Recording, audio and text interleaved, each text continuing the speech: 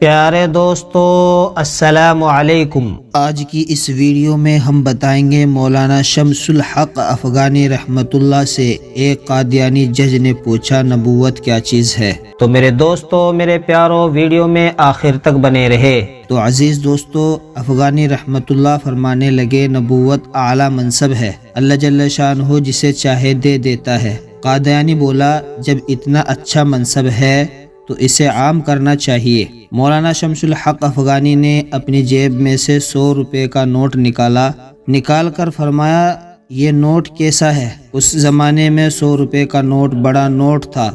قادیانی بولا یہ تو اعلیٰ چیز ہے۔ مولانا صاحب نے فرمایا جب اتنی اعلیٰ چیز ہے تو اسے عام کرنا چاہیے۔ ایک مہر میں اپنی طرف سے بناؤں گا اور جعلی نوٹ تیار کر کے عام کرتا رہوں گا۔